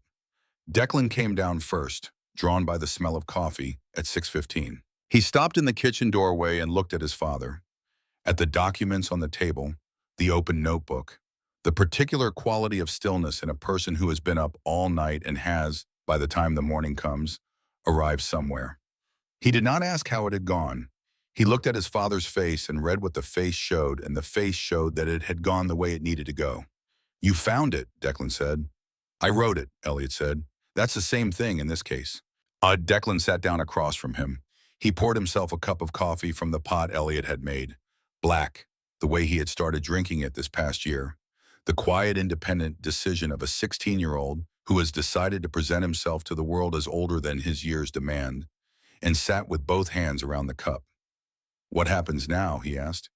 We go back down, Elliot said, all three of us. Nora appeared at his kitchen door 20 minutes later, her braid loose from sleep, still in the oversized flannel shirt that served as her pajama top in this house where the heating was inconsistent. She looked at her father and her brother sitting at the kitchen table in the early morning light, the documents between them, the notebook open, the 2 cups of coffee. She looked at her father's face specifically. She did not say good morning. She said, "Is it time?" "Almost," Elliot said. "Sit down and eat something first." She sat. She ate a bowl of oatmeal with the focused efficiency of a person who understands that the body has requirements that do not pause for significance. She did not open her sketchbook, which told Elliot something about how she understood the weight of the morning. Some mornings were for drawing. This one was for doing. At 7 o'clock, the three of them went downstairs. The passage through to the basement wall was the same as the previous days. Narrow, stone-walled, sloping gently down, the lantern throwing their shadows long and wavering ahead of them on the passage walls. But the antechamber felt different in the morning. Not larger, not more or less impressive than it had been in the evenings when they had examined it. Just different in the way that familiar places feel different when you arrive at them with a different purpose. The same room inhabited differently. Elliot led them to the center of the chamber floor, to the question carved in the stone. Nora crouched down and read it aloud in a low voice, as though the words deserved to be spoken rather than merely seen, as though speaking them was a form of respect for the man who had carved them here and waited for nearly a century for someone to stand above them. Elliot crouched down beside his daughter. He tore the page from his notebook carefully, along the perforation so that it came away clean. He looked at it one more time in the lantern light. He had written, 24 years of substitute teaching, showing up in other people's classrooms, doing the work that nobody else wanted to do that day, going home when the day was done. 2 children raised mostly alone after a marriage that ended quietly, without catastrophe, just the long and patient withdrawal of 2 people who had wanted different things and taken too long to say so. Never owning anything of significance, never being the person in the room whose decisions were the ones that mattered.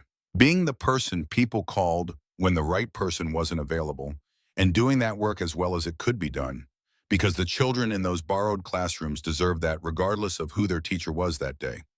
He had written all of that, not as complaint or self-pity, as context, the ground he was standing on, the ground from which whatever came next would grow.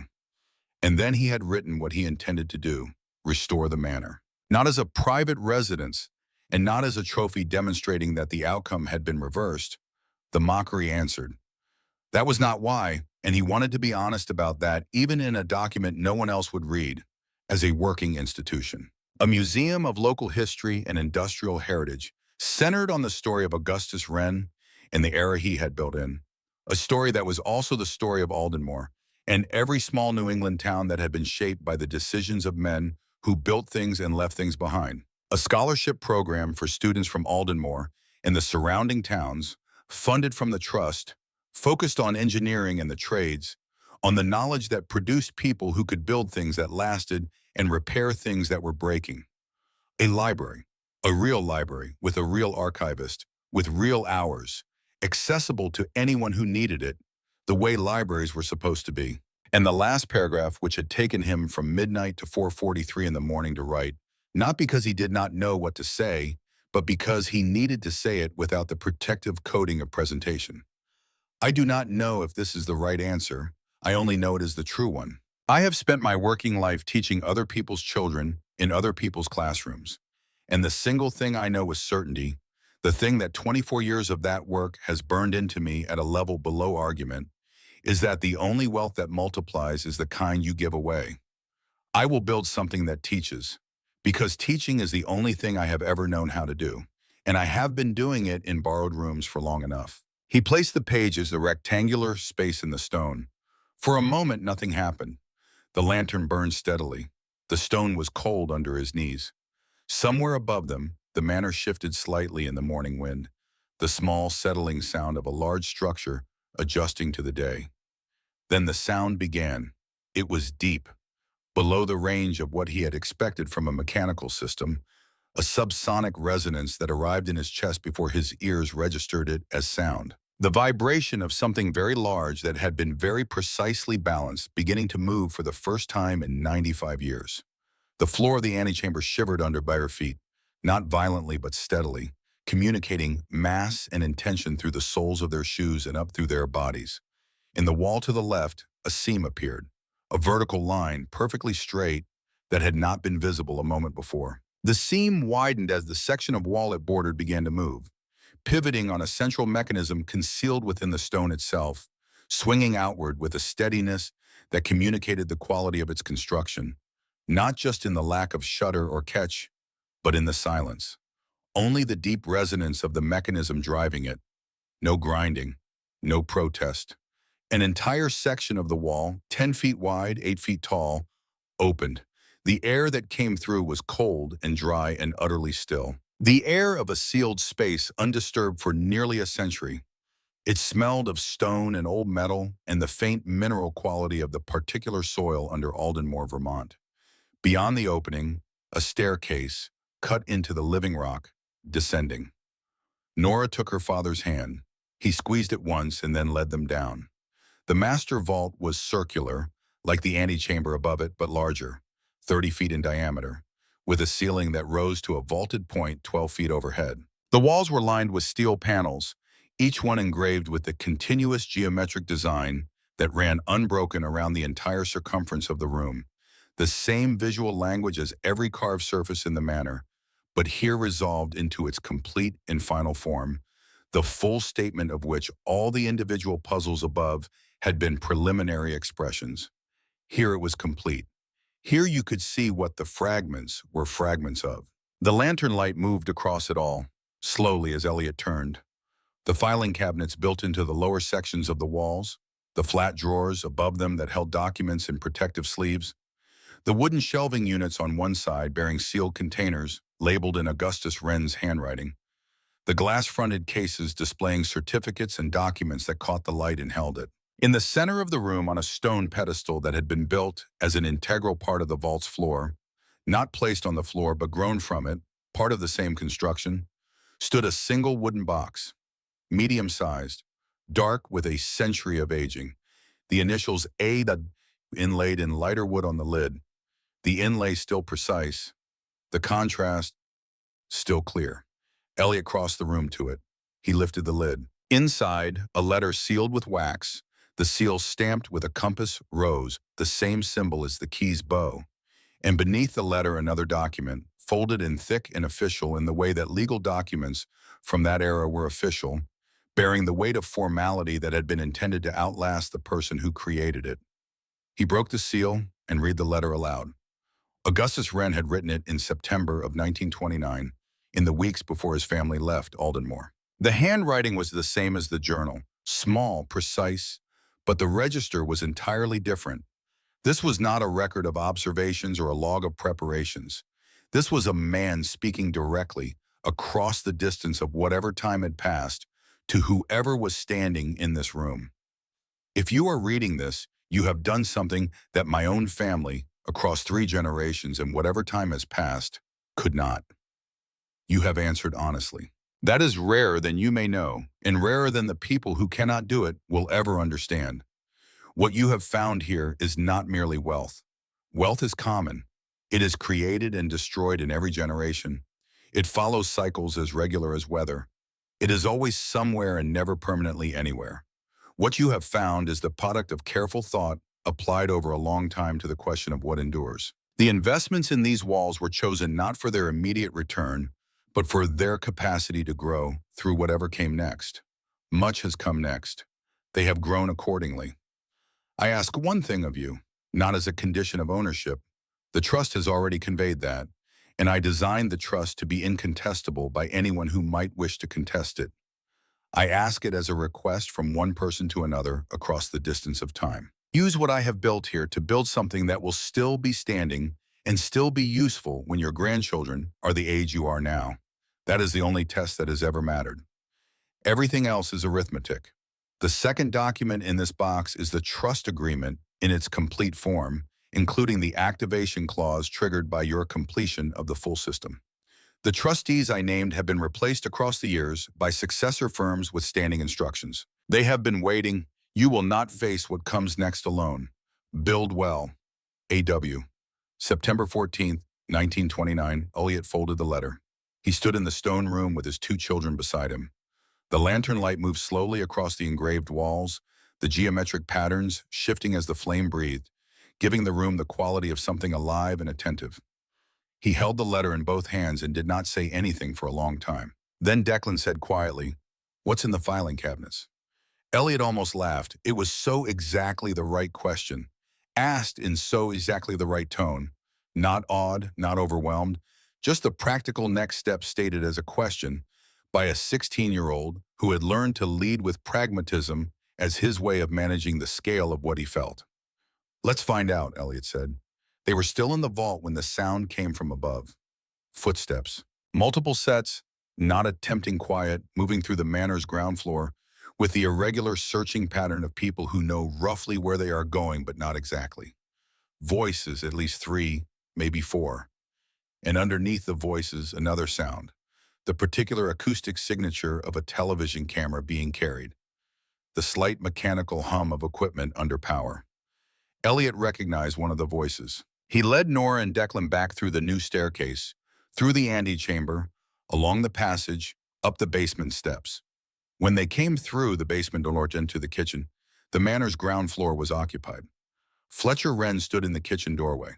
Behind him were 2 men in suits, attorneys by the look of them, the particular grooming and posture of men who spent their professional lives in courtrooms and conference rooms. Beside one of them was a younger man carrying a video camera on a shoulder rig, the red recording light active. Through the front windows, Elliot could see 2 additional vehicles in the driveway. A woman he did not recognize stood near the gate, speaking on a phone, her breath making small clouds in the cold morning air. A local news team. Fletcher had made the call. Fletcher's face was composed and purposeful. The face Elliot had seen in the driveway 6 weeks ago. The face of a man arriving to establish the terms of a situation. He looked at Elliot and the 2 children coming up from the basement, and something moved behind his eyes. Something brief and complicated. A recognition of what the emergence from the basement meant, before the composure settled back into place. "Mr. Marsh," he said. The tone was for the camera as much as for Elliot. Not hostile, but formal. The tone of a man placing himself on record. "I think we need to have a direct conversation about the status of this property and what has occurred here this morning." "We can do that," Elliot said. He set the lantern down on the kitchen counter. He took the 2 documents from under his arm, Augustus's letter and the trust agreement, and placed them on the kitchen table. Then he pulled out the chair at the head of the table and sat down, with the same unhurried deliberateness he used when he walked into an unfamiliar classroom and needed to establish, without aggression or performance, whose room it was. He had been practicing that move for 24 years. "The complete trust agreement," Elliot said, "was filed by Augustus Wren in September of 1929 with 3 law firms in 3 separate jurisdictions, Burlington, Boston, and Hartford. I have the original here, recovered from the county archives in Aldenmore. The trust was activated this morning when I completed the full system as Augustus designed it, all 4 chambers, including the master vault." He looked at Fletcher directly. "The activation clause supersedes all probate claims filed after the trust's execution. Your filing was made last week. The trust was filed 95 years ago."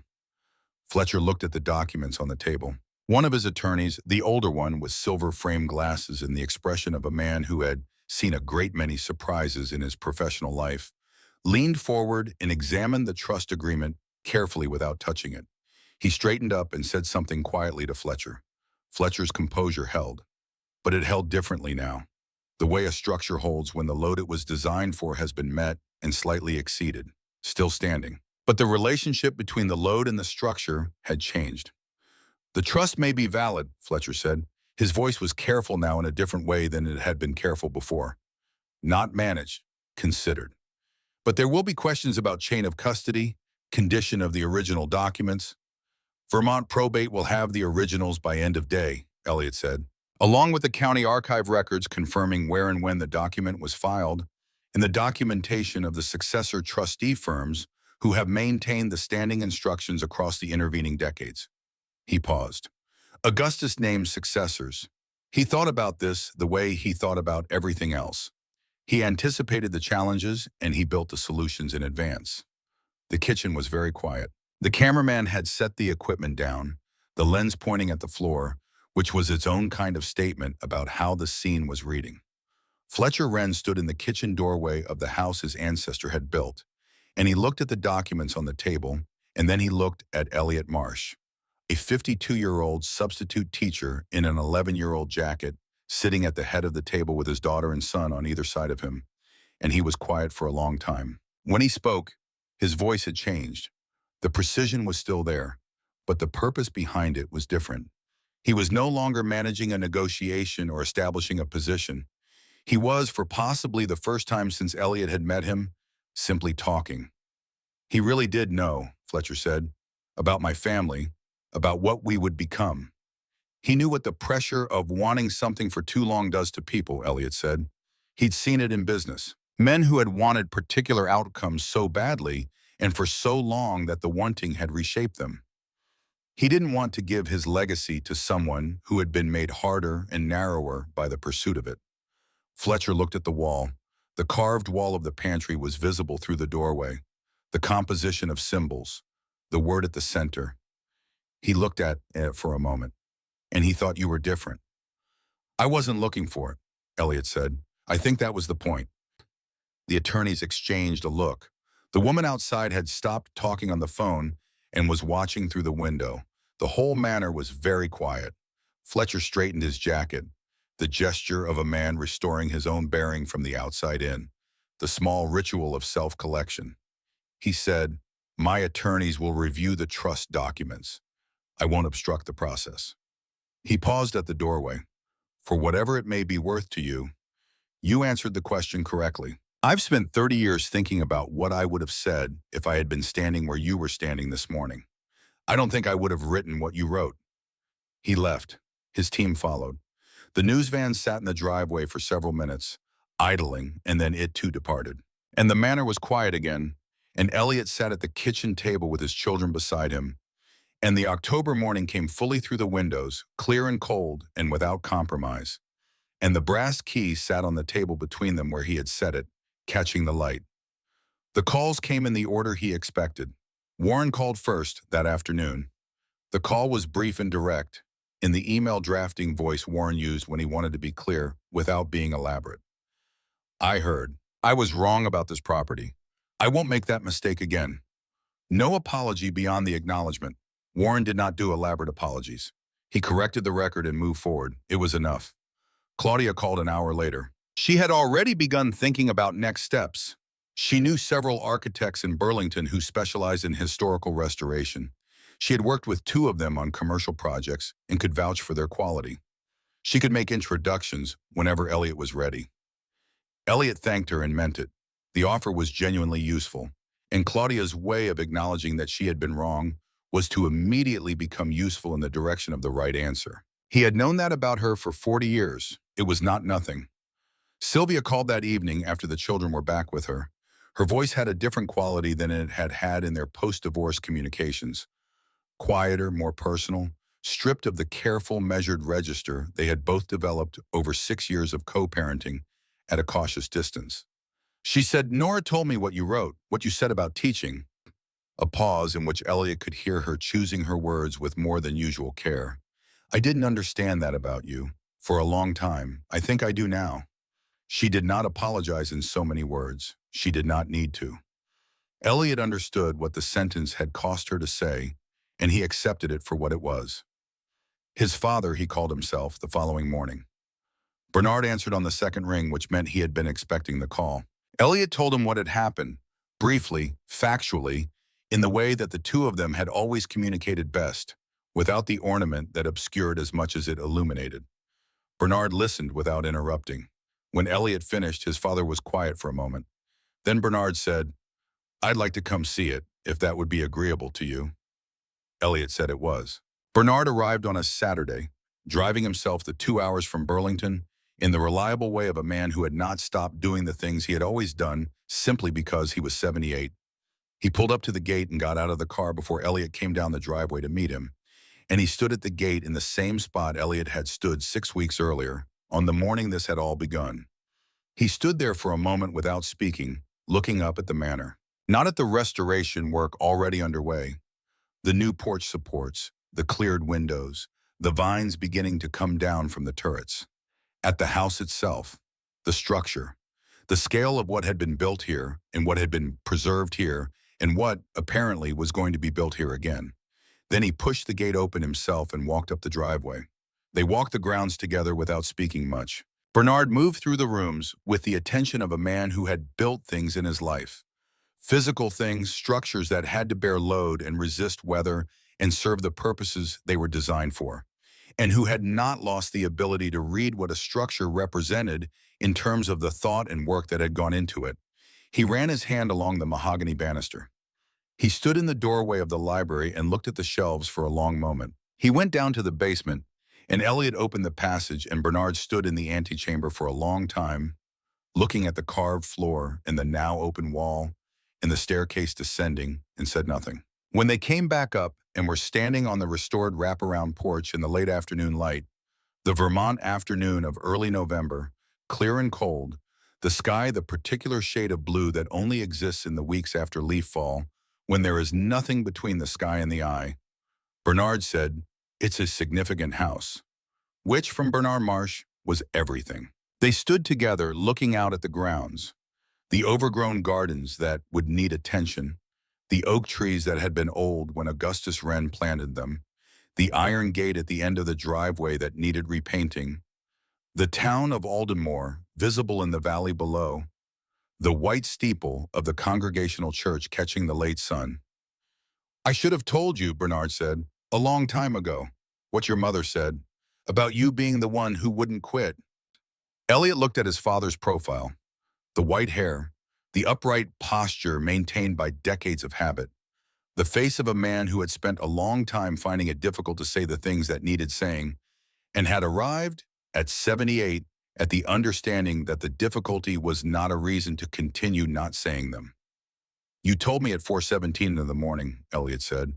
"I was exactly where I needed to hear it." Bernard was quiet, then very slightly he nodded. It was the nod of a man accepting something, not agreeing with a proposition but accepting a conclusion, closing a long account. They stood on the porch until the sun went behind the hills and the cold came in earnest, and then they went inside and Elliot made coffee and they sat at the kitchen table, the same table where the photographs had been spread, where the documents had been read, where the notebook had been filled in the small hours of a morning that now seemed both very recent and very long ago. And they talked for 2 hours. It was the longest conversation Elliot could remember having with his father. It was not revelatory, not emotional in any dramatic way. It was simply two men talking, with the patience and the honesty that had been difficult for too long and were now improbably available. 6 months later, on a Saturday morning in April, the Wren Foundation for Education and Historical Preservation held its public opening.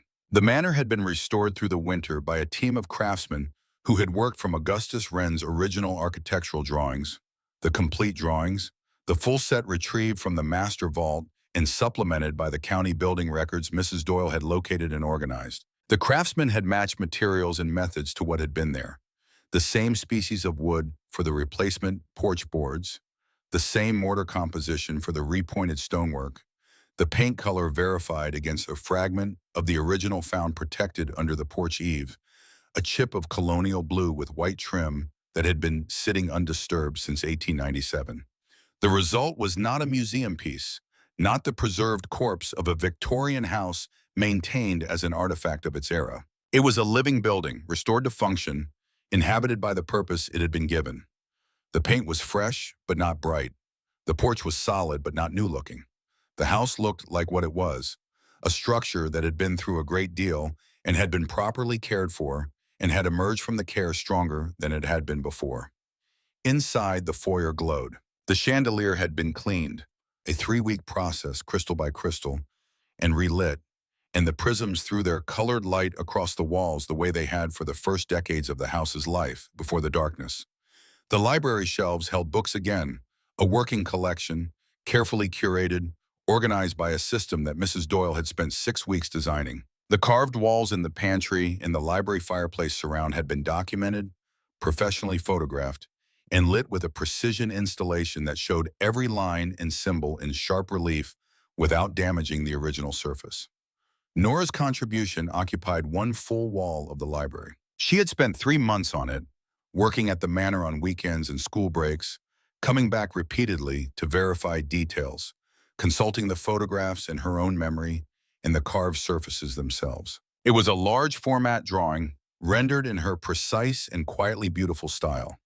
The complete map of Augustus Wren's preservation system, showing every carved wall, every symbol, every mechanical element, the key and the slot in the passage in the chambers, all of it assembled into a single composition that showed the entire puzzle as Augustus had designed it, from the first word on the pantry wall to the final question on the vault floor.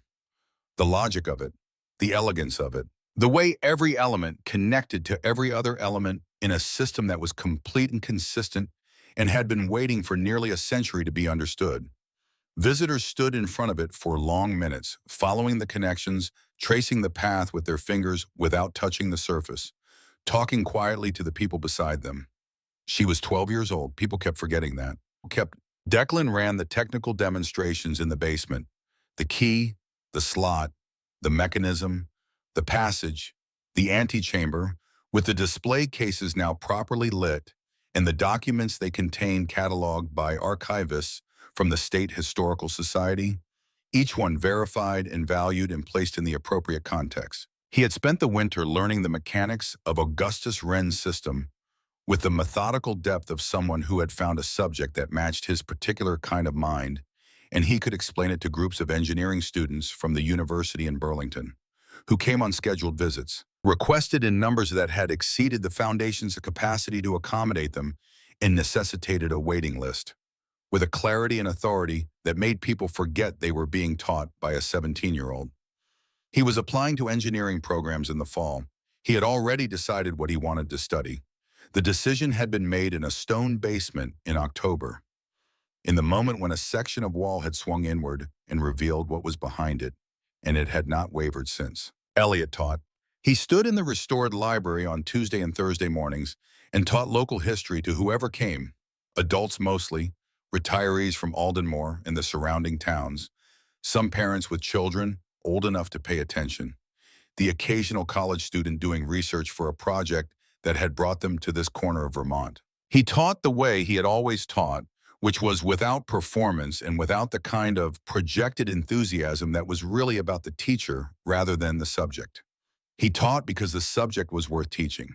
He taught because this room in this house was finally and completely his own, and the difference between teaching in a borrowed room and teaching in your own room was something he had not fully understood until he was standing in it. The scholarship program had awarded its first 8 grants in March.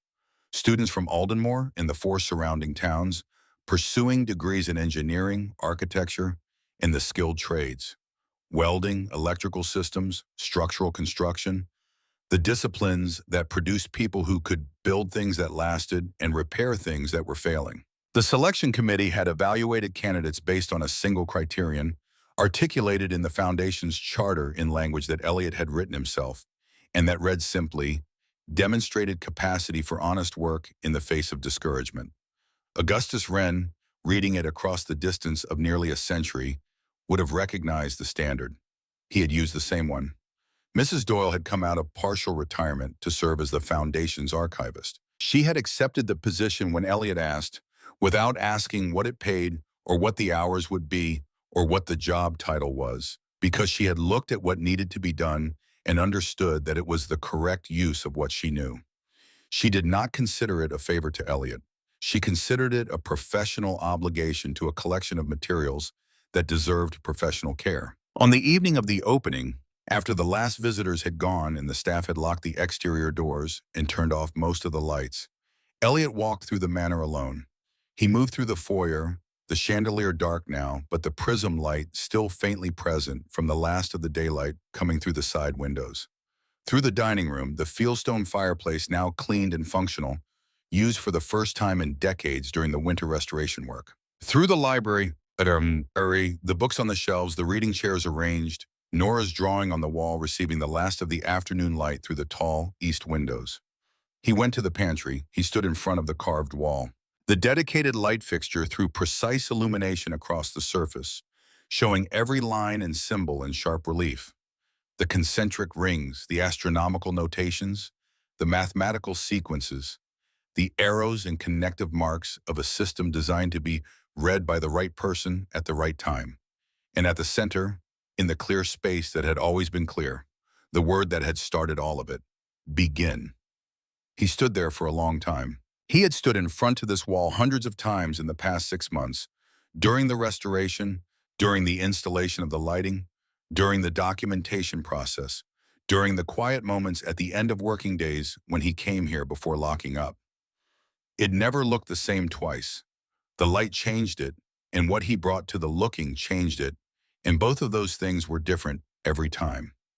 He thought about the man who had carved this, who had stood in this room in the summer and fall of 1929 and worked these symbols into the wood with tools he had selected for the precision they offered, in a house he was preparing to leave, building something he would never see completed and might never know had been found, trusting the future with the work of his hands and the intelligence of his design. Betting on the existence of a person he had no way of knowing. Elliot thought about that bet. Then in the quiet of the house, his phone buzzed. He looked at the screen, a text from Mrs. Doyle. "Something came to the office today that I held for you. I put it in the desk in the library. I thought you'd want to see it before Monday." He went to the library and sat at the desk. In the center drawer, where Mrs. Doyle had left it, was an envelope. No return address. Vermont postmark, date stamped 3 days earlier. His name and the foundation's address, written in a hand he did not recognize. Inside the envelope, a single sheet of paper. On it, a hand-drawn map. Not a casual sketch, but a careful, measured drawing. The kind made by someone who had looked at something with full attention and recorded it accurately. A building. 3 stories. Victorian. A property address in Brunswick, Maine on the coast. And in the lower right corner, in handwriting that had the quality of precision and economy he had come to associate with a particular kind of mind, 3 words: "Your turn now." No signature, nothing else. Elliot looked at the map for a long time. He thought about Fletcher Wren standing at the bottom of the porch steps in the October morning, after the confrontation, after the documents had been presented and the SUV had started to drive away and then stopped. The thing Fletcher had said before he got back in the car: "There are others like this one. I've known about them for years. I never had a reason to share that information. Now I do." He looked at the address in Brunswick, Maine. He thought about a man who had built a vault in 1929 and trusted the future with everything he had built, who had written "build well" at the end of a letter he knew might not be read for decades, who had understood that the act of building was itself the statement, not what you said you would do, but what you actually did and what you built it to become. He put the map back in the envelope carefully. He put the envelope in the inside pocket of his jacket. The Carhartt, 11 years old, the lining on the left sleeve still not repaired, because some things you keep exactly as they are. He stood up. He turned off the library light. He walked to the foot of the stairs. "Nora," he called. "Declan!" A pause, then footsteps on the floor above. 2 sets, both moving toward the landing. His daughter's voice came down the staircase with the particular quality it had when she already knew what she was about to be asked. "Is it time?" Elliot looked up at the landing. "Pack your bags," he said. "We're going to Maine."